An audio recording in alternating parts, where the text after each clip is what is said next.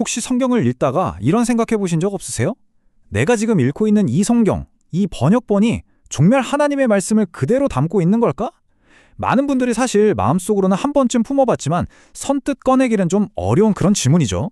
오늘은 바로 이 근본적인 질문에 대한 답을 저와 함께 한번 찾아가 보도록 하겠습니다. 네, 바로 이 질문입니다. 이런 고민, 이거 절대 신앙이 부족해서 생기는 게 아니에요. 오히려 그 반대죠. 하나님의 말씀을 정말 한 글자라도 더 정확하게, 더 순수하게 알고 싶다는 그 진지한 열망의 표현이거든요. 정말 귀한 고민이라고 할 수 있습니다. 맞습니다. 그래서 오늘 이 시간은요, 여러분의 그 소중한 고민을 함께 풀어가는 그런 과정이 될 겁니다. 이게 믿음이 흔들리는 시간이 아니라 오히려 우리가 도대체 무엇을 믿고 왜 믿는지를 명확하게 함으로써 우리 믿음의 반석을 더 단단하게 다지는 그런 기회가 될 거라고 저는 확신합니다. 자, 그럼 이 문제의 해답을 한번 찾아가 보죠. 모든 논의의 출발점이자 기준점, 그건 바로 성경 원본이 가진 독보적인 권위입니다. 이것이 우리 신앙의 닷과도 같아요. 절대 흔들리지 않는 기준점이죠. 아니, 원본이 왜 그렇게까지 중요할까요? 그 답은 바로 축자 영감이라는 핵심 원리에 있습니다. 이게 뭐냐면 단순히 성경의 전체적인 아이디어나 사상만 하나님께로부터 온 게 아니라는 거예요. 원본에 기록된 히브리어, 헬라어 그 단어 하나하나를 하나님께서 직접 숨결을 불어넣듯 주셨다는 믿음. 그렇기 때문에 원본의 모든 단어는 절대적인 권위를 갖게 되는 거죠. 정말 흥미로운 점은요, 웨스트민스터 신앙고백이 이 원본의 권위를 4개의 아주 강력한 기둥으로 설명하고 있다는 겁니다. 첫째, 하나님께 직접 영감을 받았다. 둘째, 모든 시대를 거치면서 하나님의 특별한 섭리 안에서 순수하게 보존되어 왔다. 셋째, 그렇기 때문에 다른 어떤 것과도 비교할 수 없는 유일한 정본이다. 그리고 마지막으로 바로 이 원본이 모든 신학적인 논쟁을 끝내는 최고 심판자의 역할을 한다는 겁니다. 대단하죠? 자, 그래서 여기서 가장 중요한 핵심이 나옵니다.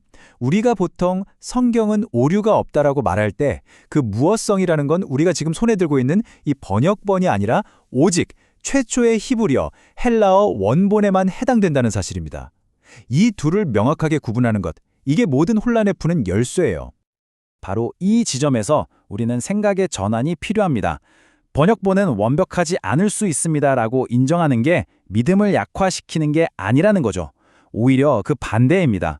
오직 원본만이 완벽하다라고 선언함으로써 원본의 그 유일무이한 권위를 지켜내는 가장 강력하고 정통적인 신앙 고백이 되는 겁니다.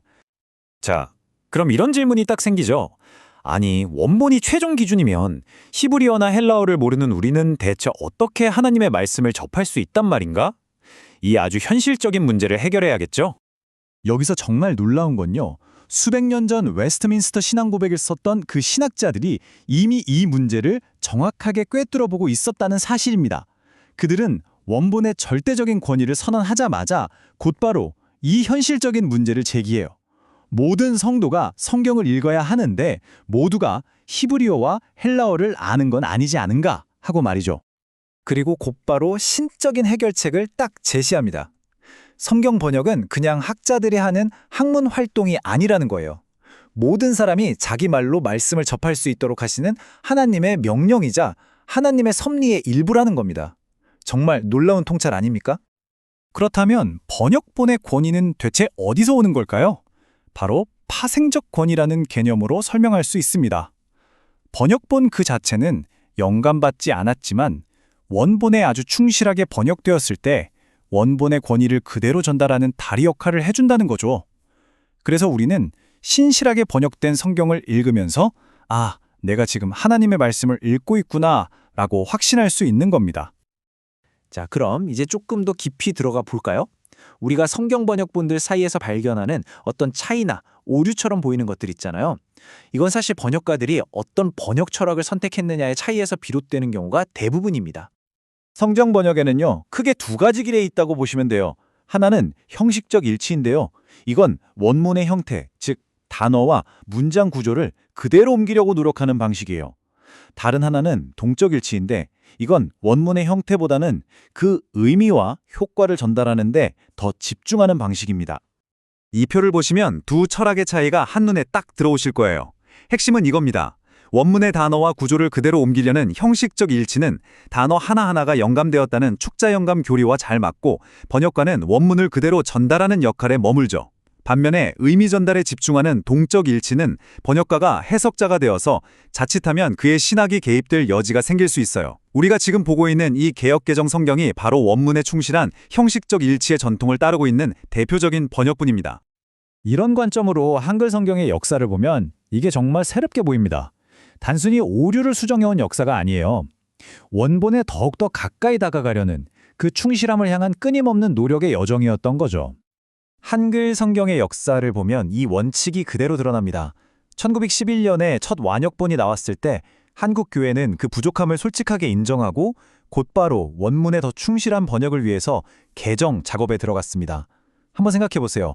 개정을 한다는 것 자체가 번역본은 불완전하니까 우리는 원본의 권위로 돌아가야 한다는 위대한 신앙 고백 아니겠습니까? 우리가 오늘날 보고 있는 개역개정파는 바로 이 치열했던 신앙의 유산인 셈입니다. 그래서 핵심이 이거예요. 많은 분들이 개역개정 성경을 읽으면서 문장이 좀 어색하다고 말하거든요. 그런데 그 어색함은 역설적으로 이 번역본이 매끄러운 의역, 즉 동적 일치를 포기하고서라도 원문의 단어와 구조를 존중하는 형식적 일치, 원칙에 충실하려고 애썼다는 증거일 수 있다는 겁니다. 자, 지금까지는 우리가 머리로 이해하는 시간이었어요. 그런데 진짜 중요한 질문이 남았죠. 이 모든 지식을 넘어서서 우리 가슴에 와닿는 궁극적인 확신은 대체 어디에서 오는 걸까요? 웨스트민스터 신앙 고백이 다시 한번 우리에게 최종 답을 줍니다. 그건 바로 성령의 내적 증거입니다. 아무리 완벽한 논리와 증거가 있어도 우리가 성경을 펼칠 때 성령께서 우리 마음속에 이것이 살아있는 하나님의 말씀이다 라는 확신을 주시지 않으면 아무 소용이 없다는 거죠. 이것이야말로 모든 의심을 잠재우는 궁극적인 권위입니다. 그렇다면 이제 우리는 어떤 자세로 성경을 읽어야 할까요? 첫째, 여러분 손에 있는 개역개정 성경을 충분한 하나님의 말씀으로 굳게 신뢰하십시오. 둘째, 그 번역의 한계를 두려워하지 마세요. 오히려 그 한계가 우리를 원본이라는 절대 기준 앞에 더 겸손하게 만듭니다. 그리고 이해가 어려운 부분은 다른 성경 구절과 비교해보고 또 믿을 만한 자료나 교회의 도움을 구하세요. 무엇보다 중요한 건 성령께서 이 말씀을 깨닫게 해주시길 기도하면서 읽는 겁니다. 이 모든 걸 알고 난 지금 여러분은 내일 아침 성경을 어떤 새로운 눈으로 펼치게 될까요? 이 질문을 마음에 품고 이제 단순한 지식을 넘어서 살아있는 확심으로 하나님의 말씀을 만나시기를 진심으로 바랍니다.